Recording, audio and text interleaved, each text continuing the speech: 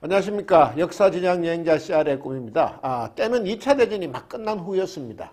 베트남은 2차 대전이 끝난 후에도 곧바로 독립하지 못했습니다. 전성국이었던 미국과 영국, 소련 3개국 정상이 베트남에 대한 위임 통치를 결정했기 때문입니다. 베트남의 북위 16도 이북은 중화민국군이, 16도 이남은 영국군이 주둔하도록 결정을 했습니다. 그래서 중국 국민당군, 속칭 이제 장개석 군대는 실제로 베트남에 들어갔습니다. 근데 영국은 베트남에 주둔시킬 군대가 없었습니다. 여유가 없었습니다. 자국 내의 2차 대전 설거지에 바빴습니다. 바깥의 일에 신경 쓸 처지가 못 됐습니다. 그래서 이제 2차 대전 이전에 베트남의 종주국이었던 프랑스에게 위임 통치 권한을 넘겨버렸습니다. 프랑스는 얼씨구나 하고 다시 베트남을 차지했습니다. 이제 그때 많은 베트남 사람들은 프랑스군과 싸우자고 주장했습니다. 싸워서 그들을 몰아내자 이렇게 이야기를 했습니다. 근데 지도자인 호치민의 생각은 달랐습니다. 호치민이 누구냐 하면은 우리나라로 치면은 김구 선생과 이승만 대통령을 합쳐놓은 것 같은 사람입니다. 실제로 전투를 하면서 행동으로 베트남 독립운동을 이끌었고 또 외교관계도 굉장히 공을 들였던 사람입니다. 베트남 국민 모두가 그때나 지금이나 국부로 인정하는 사람이었습니다. 지금 베트남의 수도가 호치민인데 그 호치민이 그 사람의 이름에서 따온 겁니다. 하여간 그때 호치민은 우선 중국군부터 베트남에서 몰아내야 되겠다 이렇게 생각했습니다. 그래서 프랑스에게 그때로부터 5년 동안 그 베트남의 16도 아래쪽만이 아니고 당시 중국군이 점령해 있던 베트남 북부까지, 그러니까 베트남 전국을 통치할 권리를 넘겼습니다. 물론 그냥 통치권을 넘긴 건 아닙니다. 베트남으로의 점진적인 권력 이양 등 여러 가지 조건을 전제로 해서 그 프랑스의 조건부 위임 통치에 합의한 겁니다. 그래서 어쨌든 이제 중국군은 베트남을 떠났습니다. 그 중국 내부 마오쩌둥의 그 공산당 군대와의 국공내전 등 여러 가지 문제가 있었지만은 하여간 뭐 그 내용을 다 말씀드리기는 어렵고, 뭐 어쨌든 이제 중국군은 떠났는데 하여간 그 프랑스한테 위임 통치를 맡긴다고 결정이 나자 베트남 사람들은 난리가 났습니다. 호치민이 통째로 프랑스의 나라를 팔아먹었다면서 민족 배신자라면서 격렬하게 성토했습니다. 그때 이제 호치민이 대중들 앞에 직접 나섰습니다. 그리고 이렇게 말했습니다. 이 대강 이런 내용인데, 지금 우리는 외국 세력과 싸울 힘이 없습니다. 강대국 중 단 한 나라도 우리의 독립을 인정하지 않고 우리를 도와주지도 않습니다. 지금 급한 것은 프랑스의 힘을 빌려서라도 중국을 이 땅에서 물러나게 하는 것입니다. 여러 가지 국제적인 여건상 프랑스는 우리 땅에 오래 있을 수 없습니다. 조만간 그들은 떠날 것입니다. 근데 중국은 한번 이 땅에 자리 잡으면 앞으로 1000년은 떠나지 않으려 할 것입니다. 그것은 이미 우리 역사에서 증명된 바가 있습니다. 나는 앞으로 평생 중국인의 똥을 먹는 것보다도 잠시 프랑스인의 똥냄새를 맡는 것이 옳다고 생각을 합니다. 중국인의 똥을 먹는 것보다는 프랑스인의 똥냄새를 맡겠다. 이제 결국 베트남 사람들은 호치민의 충심을 이해를 했고 그 프랑스와의 협상을 받아들였습니다. 나중에 이제 프랑스는 호치민과의 협상을 무시하고 끝내 이제 베트남에 남으려 했습니다만은 베트남 사람들은 결국 프랑스를 몰아냈습니다. 그리고 그 이후에는 미국과도 싸워서 이겼습니다. 통일 베트남을 세웠습니다. 그럼 하여간 저는 스스로를 역사지정학 여행자라고 정의합니다. 그렇기 때문에 굳이 저희 주의를 따지자면은 저는 민족주의자일 수밖에 없습니다. 역사지정학을 공부하다 보면 저절로 그렇게 되게 돼 있습니다. 그 역사지정학이라는 것이 이제 어떤 나라의 역사하고 정치 그리고 지리를 연관시켜서 공부하는 학문입니다. 강대국은 어떻게 해서 그런 나라가 됐고 약소국은 또 어떻게 해서 그렇게 됐는지 그걸 종합적으로 공부를 합니다. 특히 이제 그 중에서 제 눈길을 끄는 부분은 제 나라, 제 민족을 잃어버린 경우입니다. 도대체 그들은 어쩌다가 그렇게 됐고 나라를 잃어버린 소수민족과 난민들은 그 후에는 어떤 처지가 됐나 하는 것을 이제 추적하게 됩니다. 하여간 그런 공부를 하다가 보면은 민족주의자가 될 수밖에 없는 게 그 힘없는 민족이 어떤 비참한 상황에 처하는지, 어떤 참담한 상황을 맞게 되는지 분명하게 알게 되기 때문입니다. 이 가끔씩은 나라나 민족이 없어도 잘 사는 사람들이 있습니다. 각자의 운명이 다 다른 법이고, 그 개 중에는 아주 처세가 뛰어난 사람도 있기 때문입니다. 뭐 예컨대 이완용이나 뭐 중국의 위안스카이 같은 사람들입니다. 그런데 전체적인 그 입장, 그 민족의 입장에서 보면은 나라 잃은 백성, 소위 유민들의 처지는 아주 처절합니다. 3등 시민이 되는 것은 당연하고 아예 노예 대접을 받는 경우도 허다합니다. 생사 여탈권조차 지배민족에게 맡겨야 됩니다. 요즘 그 언론에 자주 오르내리는 미얀마의 로힝야족이나 뭐 터키의 쿠르드족, 시리아 난민, 소말리아 난민 등의 뭐 예를 들 것도 없습니다.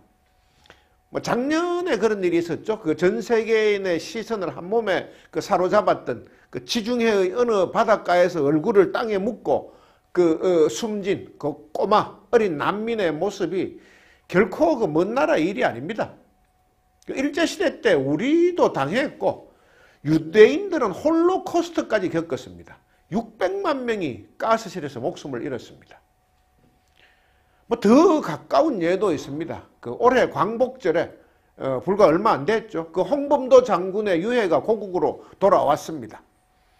그 홍범도 장군은 일제시대 때 그 무장 독립운동의 전설인 그 봉오동 전투하고 청산리 대첩의 주역이었습니다. 저는 TV 화면을 통해서 그 홍범도 장군의 유해 봉환식을 보면서 몇 번씩 이렇게 울컥하는 감정을 추스렸습니다. 당신의 유해가 그렇게라도 고국으로 돌아올 수 있어서 참으로 다행이다라고 생각을 했습니다. 그렇게 돌아왔기 때문에 다시 독립의 영웅 홍범도 장군이라는 원래의 위치를 차지할 수 있었지, 만약에 카자흐스탄에 그냥 어느 묘역에 그대로 머물렀다. 그러면 독립군 전투의 영웅이 아닌 겁니다. 그저 힘없는 어느 먼 나라에서 쫓겨온 스탈린의 고려인 강제 이주 정책에 의해서 이렇게 쫓겨온 그 수많은 카레이스키들 중에 한 사람, 카레이스키 홍씨, 거기에 더도 아니고 덜도 아니고 딱 그렇습니다. 하여간 우리의 경우 나라가 없고 민족이 없다. 그러면 중국에 가면 가오리 빵스, 고려 봉자가 되고, 일본에 가면 조센징이 되고, 미국에 가면 칭챙총이라고 그러죠. 하와이나 멕시코로 그 사탕수수밭에 끌려가면 그냥 한 명의 애너깽일 뿐입니다. 제가 갑자기 이제 이런 말씀을 드리는 것은 요즘 제가 진행하고 있는 제 강의, 미국 이야기 시리즈에 대해서 비슷한 내용의 질문과 지적을 해 주시는 분들이 계셔서 한 번은 짚고 넘어가야 되겠다. 오해를 좀 풀어드려야 되겠다는 생각이 들었기 때문입니다. 우선 이제 미국 이야기 시리즈에 대한 댓글과 질문에 이런 내용이 많았습니다.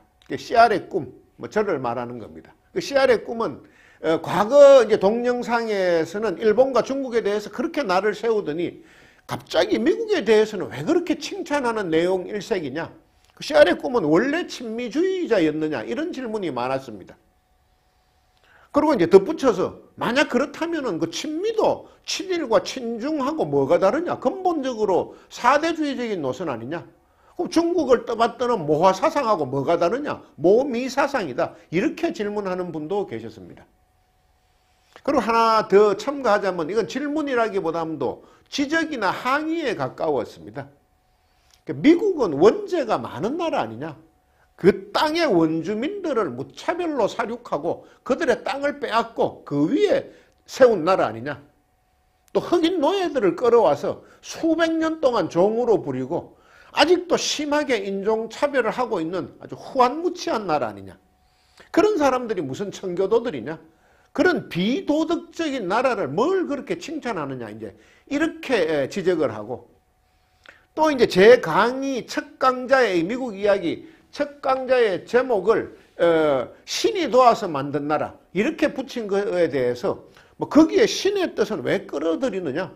신은 결코 미국 같은 나라를 편들 리가 없고, 만약 진짜 신이 그런 나라를 편들었다면 그건 신이 아니다. 이렇게 지적하는 분도 계셨습니다. 요컨대 이제 제가 미국을 너무 칭찬 일변도로 말하니까 강의에 집중이 안 된다. 그 CR의 꿈은 원래 중립적인 것이 매력이었는데 갑자기 너무 친미적인 방송을 하니까 오히려 구독자가 줄어들까 봐 걱정된다. 뭐 그런 지적이었습니다. 그 뭐 일면 공감이 가는 부분도 없지 않습니다. 근데 결론부터 먼저 말씀드리면은 저는 친미주의자가 아닙니다. 좀 전에도 말씀드렸지만은 역사 지정학을 공부하면은 결국 민족주의자가 될 수밖에 없습니다. 게다가 이제 미국은 건국될 때부터 백인 우월주의적인 성격이 다분했고 요새는 특히 그런 경향이 더 심해지고 있습니다. 그 뭐 흑인에 대한 멸시, 히스패닉에 대한 무시, 그리고 아시안들에 대해서는 헤이트 크라임이라 그러죠. 인종 혐오 범죄까지 빈번하게 벌어지고 있습니다. 이 팬데믹 상황에서. 만약에 그런 상황인데도 불구하고 친미를 한다면 그것은 뭐 쏙도 없고 벨도 없는 바보 같은 짓에 다름 아니라고 생각을 합니다. 하여간 저는 너무 당연하게 오직 한민족, 한국인의 편일 뿐 그 어떤 다른 편에도 서고 싶지 않습니다. 그 세상에 공짜 점심은 없다 하는 것은 국가 간에도 만고불변의 진리입니다. 그게 친미든 뭐 친일이든 친중이든 그래서 뭔가를 얻었다 하면은 그렇게 해서 뭔가를 얻었다 하면은 언젠가는 고지서를 받게 되고 비싼 대가를 치러야 되기 때문입니다. 그런데 또 불구하고 그럼 왜 그렇게 미국을 우호적이고 칭찬 일색의 방송을 하느냐? 그런 문제가 남습니다. 사실대로 말씀드리자면 저는 침소봉대의 생각으로 미국을 칭찬한 적은 없습니다. 다만 지금 현재 지구상의 절대 강국인 나라, 우리로서는 당분간 어떤 형태로든 그 힘을 좀 빌릴 수밖에 없는 나라에 대해서 조금 더 객관적 실체에 다가가 보자 하는 그런 생각으로 방송을 하는 거고 그런 걸로 이제 말씀을 드리는 겁니다. 현재까지 4회가 진행된 이제 미국 이야기 시리즈에서 제가 주로 말씀드렸던 것은 그 미국의 자연지리적인 측면, 미국이 저절로 거의 공짜로 얻게 된 것들에 대해서였는데 그 미국의 자연지리는 몇 번을 다시 생각하고 곱씹어 봐도 절대 과장해서 말한 게 아니고 오히려 그 부분에 대한 모든 것을 미주알, 고주알 이야기하면은 방송 분량이나 횟수를 더 늘릴 수밖에 없습니다. 그만큼 이제 미국은 자연지리적인 측면에서는 저절로 얻은 것이 많습니다. 최근에 미국 내에서 이제 본격적으로 개발되고 있는 세일 오일하고 세일 가스까지 생각하면 더 그렇습니다. 앞으로 100년 동안 에너지 걱정 안 해도 된다는 거 아니에요. 세상에는 기름 한 방울 안 나는 나라가 도처에 널렸는데 미국은 그 에너지까지 또 이렇게 개발이 됐습니다. 그리고 앞으로 말씀드릴 인문지리적 측면도 마찬가지입니다. 그 당시까지는 뭐 대통령제라는 게 이런 게 지구상에 없었던 겁니다. 그리고 민주주의 제도라는 것도 몇천 년 전에 로마 시대에 있고 그 이후에는 없었던 제도입니다. 근데 갑자기 그거를 이렇게 살려내서 정착시켜 나가는 과정을 보면은 그저 뭐 놀라울 따름입니다. 그 만약에 신이 도와서 미국이 이런 축복을 받은 것이다. 그렇다면은 그 신은 어떤 신인지 저로서는 정확히 알 길이 없습니다만은 참 해도 너무 했다 하는 생각을 버릴 수가 없습니다. 두 번째 문제는 미국이 도덕적인 국가냐 아니냐 하는 겁니다. 그것의 답은 간단합니다.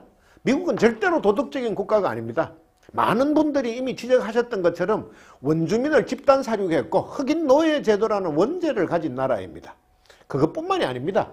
남미에서, 아프리카에서, 하여간 세계 각국에서 수많은 친미 쿠데타를 획책했고 그 나라 국민들의 의사와는 관계없이 반미 정권을 내몰고 친미 정권을 세웠습니다.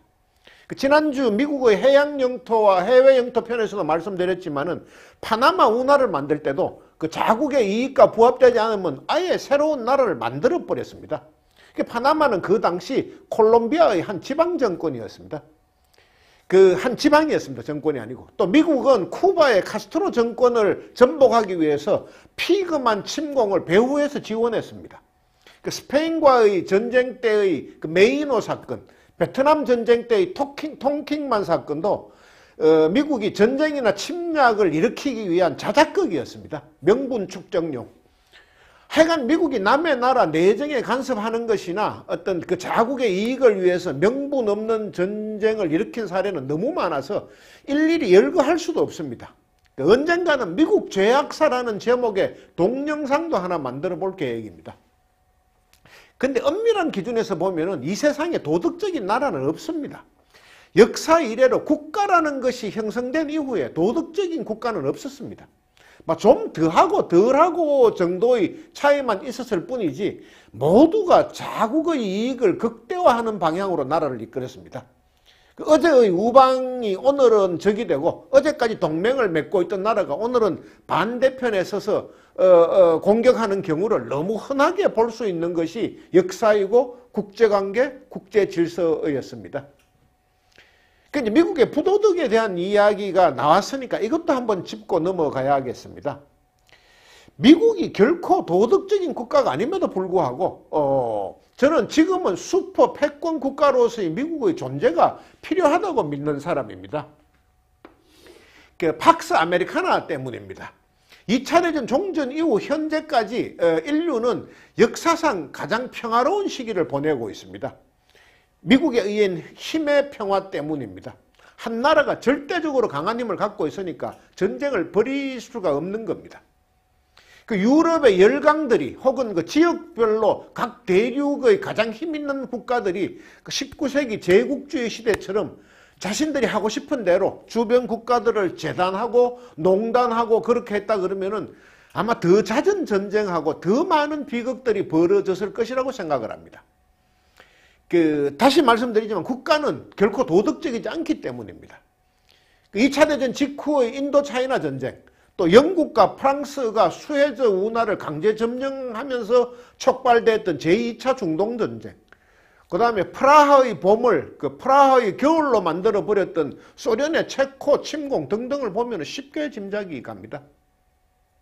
하여간 국제질서는 아차 하면 힘의 논리로만 흐를 가능성이 많습니다. 나라건 개인이건 힘이 있을 경우에는 자꾸 그것을 쓰고 싶어하는 경향이 있습니다. 일종의 본능입니다. 미국의 슈퍼파워가 그런 현상을 막는데 큰 도움을 줬다는 겁니다. 제가 주목하는 부분이 바로 그 부분인데 현재 우리는 분단국가입니다. 게다가 지정학적으로 강대국에 둘러싸여 있고 때로는 그들의 이해관계가 우리 땅에서 첨예하게 맞물리기도 합니다.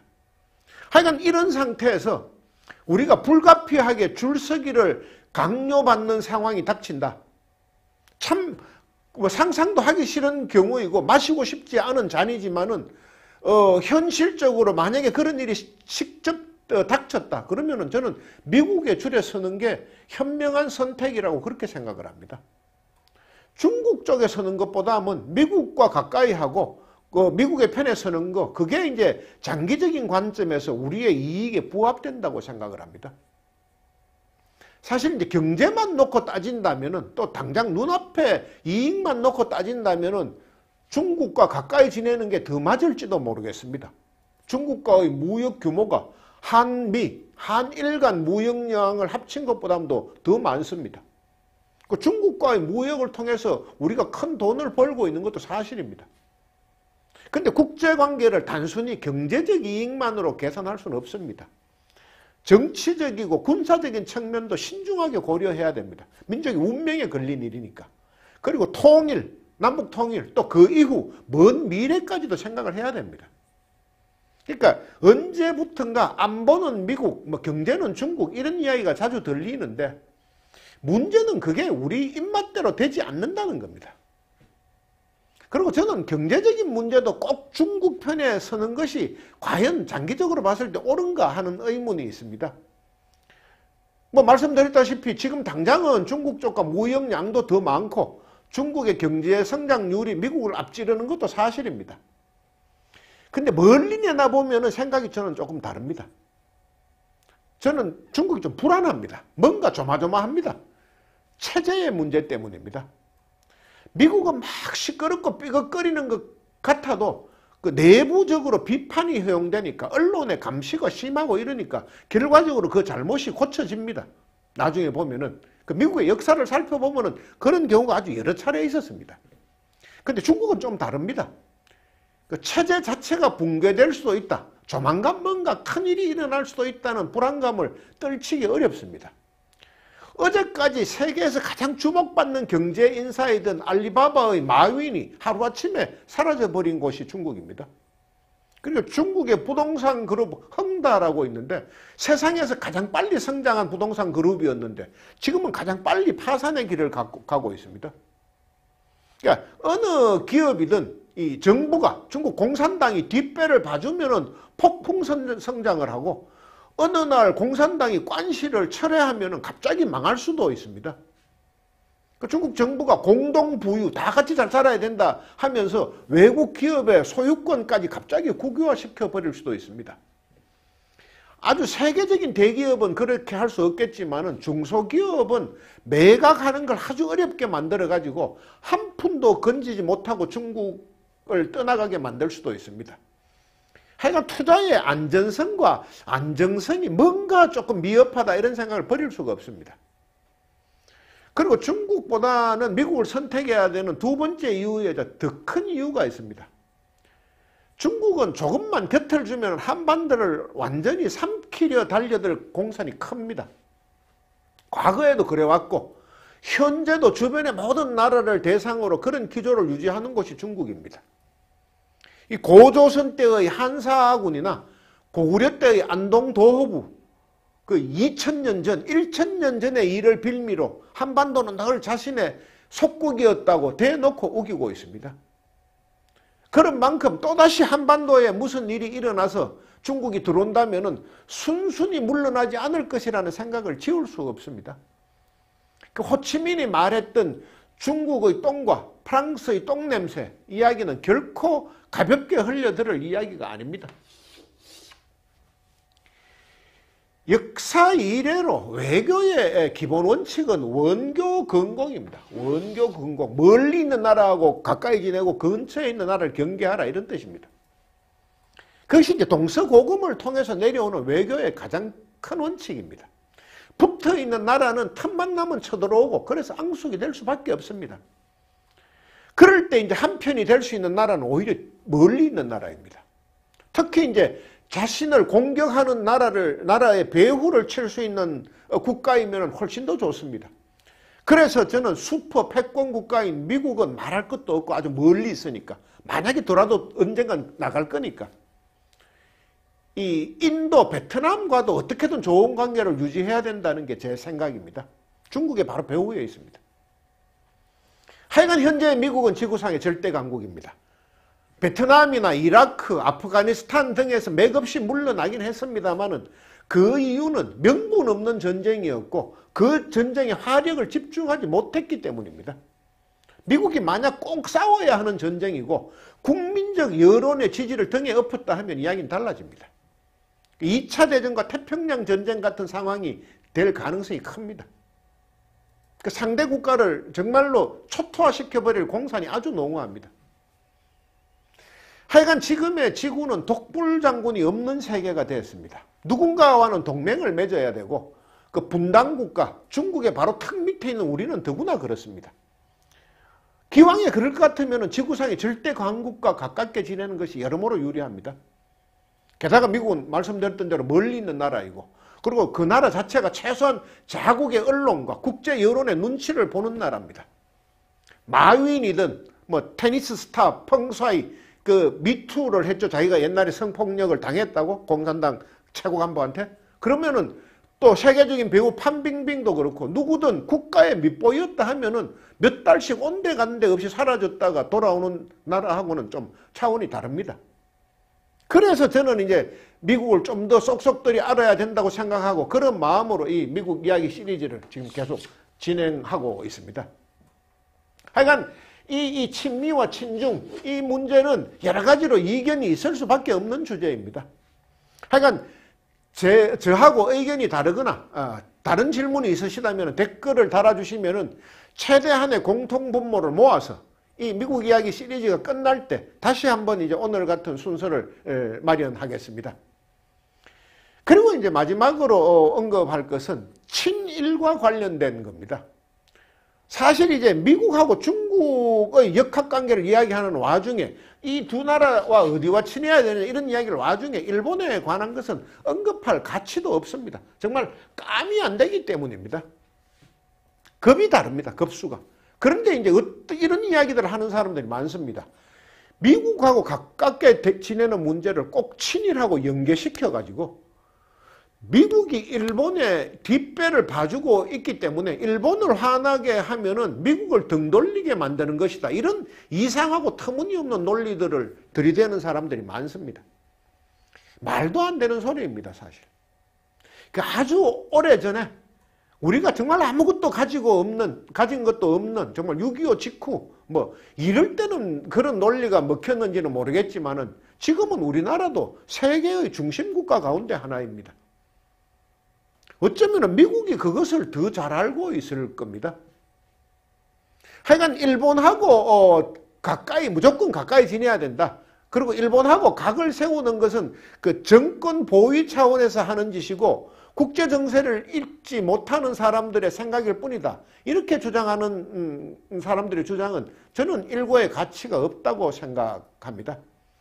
그렇게 이야기하는 사람들은 정말 친명, 그러니까 명나라가 아니면 조선이 망한다고 생각하고 그래서 명나라의 정신 나간 황제인 누굽니까? 만력제를 위해서 만동묘라는 사당을 세우고 매년 제사를 지냈던 조선시대 후기의 그 기득권자 관료들이나 선비들하고 한치도 다를 바 없다라고 생각을 합니다.